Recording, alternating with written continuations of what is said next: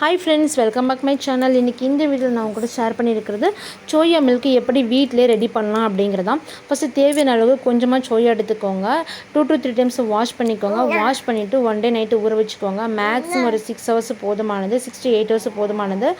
அதுக்கு கூடுதல் நீங்கள் வச்சிங்க அப்படின்னா புளிக்கிற ஸ்டேஜுக்கு மாறிடும். ஸோ அந்த ஸ்டேஜை நீங்கள் அவாய்ட் பண்ணிக்கோங்க. இப்போ நல்லா ஊறிடுச்சு. ஒரு மிக்ஸி ஜார் எடுத்துகிட்டு இந்த மாதிரி சோயா மட்டும் போட்டுக்கோங்க. அதுக்கடையில் அதில் குட்டி குட்டி ஏதாச்சும் பிளாக் கலர் இந்த மாதிரி ஃபங்கஸ் மாதிரி இருந்துச்சு அப்படின்னா அந்த மாதிரி சோயா வந்து நீங்கள் எடுத்துருங்க. ஏன்னா கிட்ஸுக்கும் ப்ரெக்னென்சி லேடிக்கும் கொடுக்கும்போது ரொம்பவே சேஃபாக ஃபுட்டு சாப்பிட்ணும். அதனால் அதை அவாய்ட் பண்ணிவிடுங்க.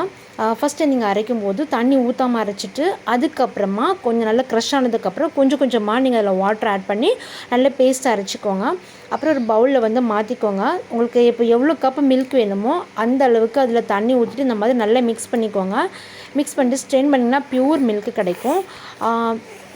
அந்த வேஸ்ட்டில் கூட நீங்கள் வந்து எக்ஸ்ட்ரா தண்ணி ஊற்றி உங்களுக்கு வந்து நீங்கள் அதை மிக்ஸ் பண்ணிங்க அப்படின்னா அதில் மில்க் வந்து நிறையவே கிடச்சிக்கிட்டே இருக்கும்.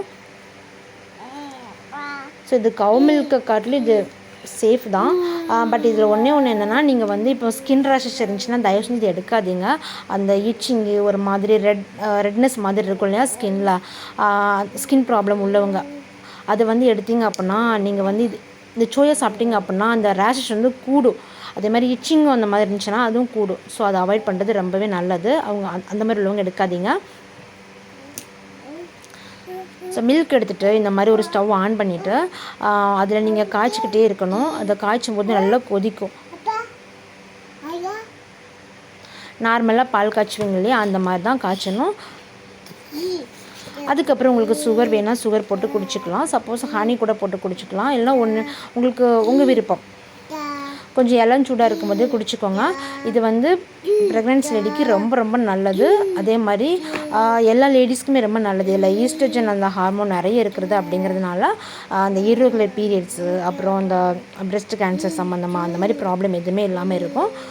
ஸோ நீங்கள் எடுத்துக்கோங்க. இந்த வீடியோ பிடிச்சிச்சு அப்படின்னா லைக் பண்ணுங்கள், ஷேர் பண்ணுங்கள், மறக்காமல் சப்ஸ்கிரைப் பண்ணுங்கள். பாய்.